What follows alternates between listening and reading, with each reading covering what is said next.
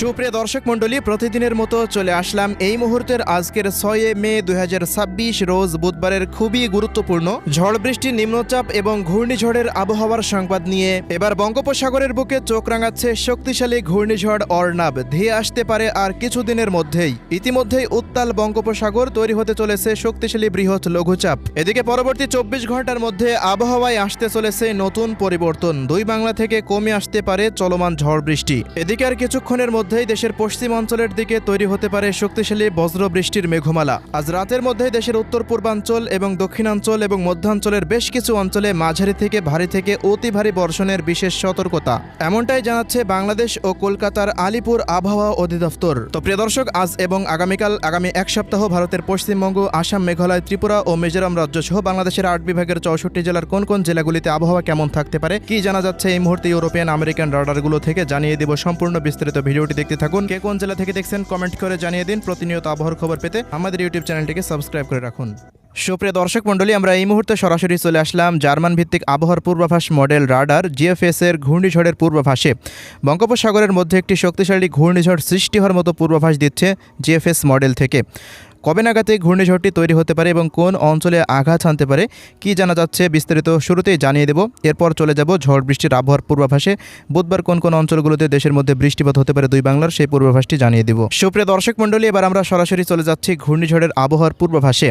তো আমরা দেখতে পাচ্ছি আগামী 10 মের মধ্যে শ্রীলঙ্কা সংলগ্ন উপকূলীয় এলাকায় একটি শক্তিশালী ঘূর্ণাবর্ত বা সিস্টেম তৈরি হতে পারে। সেটি দেখা যাচ্ছে প্রায় লঘুচাপ আকারে অবস্থান করতে পারে আগামী 10 মের মধ্যে।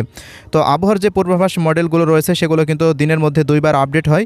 তো আজকের আপডেটের সর্বশেষ আপডেট থেকে দেখতে পাচ্ছি যে শ্রীলঙ্কা সংলগ্ন উপকূলীয় এলাকার দিকে একটি ঘূর্ণাবর্ত সৃষ্টি হতে পারে, যেটি পরবর্তী সময়ে আগামী 12 বা 13 মের মধ্যে দেখা যাচ্ছে যে একটি শক্তিশালী নিম্নচাপে পরিণত হয়ে যেতে পারে। ওই মুহূর্তে বাতাসের সর্বোচ্চ গতিবেগ থাকতে পারে ঘন্টায় প্রায় 85 থেকে 90 কিলোমিটারের আশেপাশে।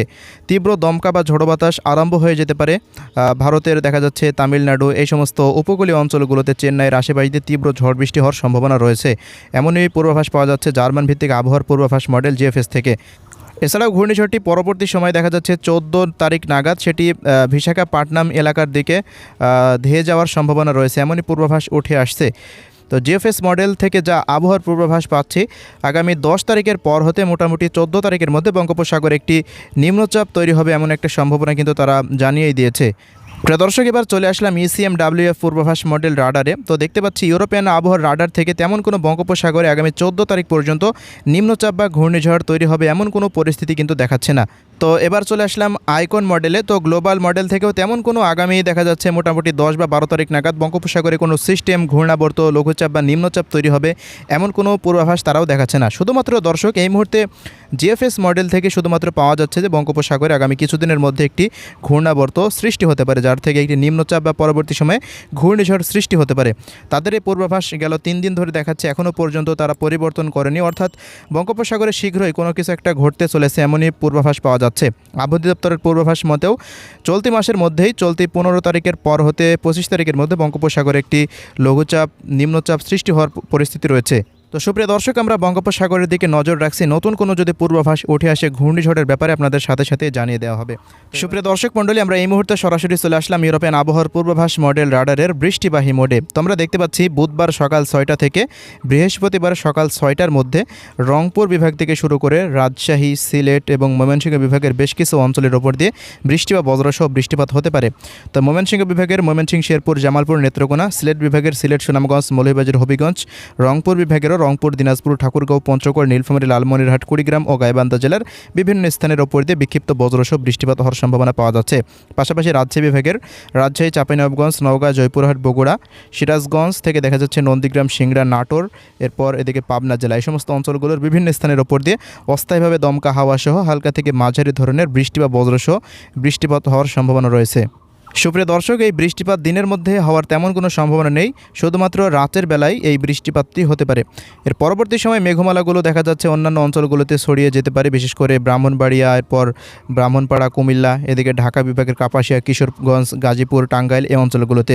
এছাড়া দেশের বরিশাল বিভাগ থেকে শুরু করে দেখা যাচ্ছে খুলনা, চট্টগ্রাম এবং পশ্চিমবঙ্গের জেলাগুলিতে আবহাওয়া প্রায় পরিষ্কার অবস্থায় থাকতে পারে। এদিকে ত্রিপুরা রাজ্যের ধলাই, খোয়াই, গৌমতি, ঊনকোটি, সিপাহীজলা, উত্তর দক্ষিণ পশ্চিম ত্রিপুরার বেশ কিছু অঞ্চলে বিক্ষিপ্ত বজ্রসহ বৃষ্টিপাত হতে পারে। এছাড়া ভোর রাতের দিকে আরও একটি শক্তিশালী বজ্রবৃষ্টির মেঘমালা তৈরি হওয়ার সম্ভাবনা রয়েছে বুধবার রাতে। তো সেই মেঘমালাটি তৈরি হলে ঢাকা, মুন্সিগঞ্জ, নরসিংদী, কাপাসিয়া, এদিকে ধামরাই থেকে মুন্সিগঞ্জ, এরপর নারায়ণগঞ্জ, শিবচর, মাদারীপুর, মকসুদপুর, শরীয়তপুর, এরপর রাজবাড়ী, মানিকগঞ্জ, ফরিদপুর, এই সমস্ত অঞ্চলগুলোর বিভিন্ন স্থানের ওপর দিয়ে বৃষ্টিপাতের দেখা মেলার সম্ভাবনা রয়েছে। এদিকে চট্টগ্রাম বিভাগের ব্রাহ্মণবাড়িয়া, কুমিল্লা, ফেনী, নোয়াখালী, লক্ষ্মীপুর, চাঁদপুর অঞ্চলগুলোর দু এক স্থানে বিক্ষিপ্ত বজ্রসহ বৃষ্টিপাত হতে পারে। খুলনা বিভাগেরও কুষ্টিয়া, মেহেরপুর, চুয়াডাঙ্গা, ঝিনাইদহ, মাগুরা, শৈলকুপা, যশোর অঞ্চলগুলো, লোহাগাড়া, নড়াইল অঞ্চলগুলোর দু এক স্থানে বিক্ষিপ্ত বজ্রসহ বৃষ্টিপাত হওয়ার সম্ভাবনা পাওয়া যাচ্ছে। দর্শক, যদি এই মেঘমালাটি তৈরি হয় তবেই কিন্তু এই বৃষ্টিপাতটি হওয়ার সম্ভাবনা। এছাড়া তেমন কোনো বৃষ্টিপাত না হওয়ার সম্ভাবনাই বেশিরভাগ সময় দেখা যাচ্ছে। বরিশাল বিভাগেও দেখা যাচ্ছে আগামীকাল সকালের মধ্যেই বরিশাল, পিরোজপুর, ঝালকাঠি, বরগুনা, পটুয়াখালী, ভোলা এই অঞ্চলগুলোতে বৃষ্টিপাত হতে পারে। চট্টগ্রাম বিভাগের খাগড়াছড়ি, রাঙ্গামাটি, ফটিকছড়ি, এদিকে বান্দরবান, কক্সবাজার অঞ্চলগুলোতে ছড়িয়ে ছিটিয়ে বিক্ষিপ্ত বৃষ্টিপাত হতে পারে, ভারী বর্ষণের আভাস নেই।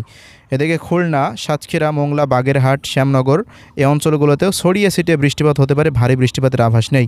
এদিকে ভারতের পশ্চিমবঙ্গের আবহাওয়া পূর্বাভাসে দেখতে পাচ্ছি যে কলকাতা, উত্তর ও দক্ষিণ 24 পরগনা থেকে পূর্ব পশ্চিম মেদিনীপুর, ঝাড়গ্রাম, পুরুলিয়া, বাঁকুড়া, হাওড়া, হুগলি, বর্ধমান এই অঞ্চলগুলোতে তেমন কোনো বৃষ্টিপাতের আভাস নেই। তবে নদিয়া এবং মালদার দু এক স্থানে বিক্ষিপ্ত বৃষ্টিপাত হতে পারে। যদি নতুন কোনো মেঘমালা তৈরি হয় তবে বিস্তীর্ণ অঞ্চল জুড়ে বৃষ্টিপাত দেখা দিতে পারে। এছাড়া মেঘমালা তৈরি না হওয়ার সম্ভাবনা রয়েছে। যদি না তৈরি হয় তবে পশ্চিমবঙ্গের কোনো অঞ্চলে তেমন কোনো বড়সড় আবহাওয়াতে আর তেমন আর পরিবর্তন নেই বললেই চলে। তো এই ছিল দুই বাংলার আবহাওয়ার রিপোর্ট। এছাড়া সুপ্রিয় দর্শক মণ্ডলী, চলমান বৃষ্টিপাত আগামী 7 মের মধ্যে বিদায় নেবে। 8 তারিখের পর হতে আবারও আবহাওয়া স্বাভাবিক অবস্থায় ফিরে আসতে পারে এবং রোদের যে কাজগুলো রয়েছে সেগুলো আপনারা নির্দ্বিধায় করতে পারবেন, আর কোনো সমস্যা হবে না। আগামী তো এই ছিল আজকের আবহাওয়ার রিপোর্ট। ধন্যবাদ।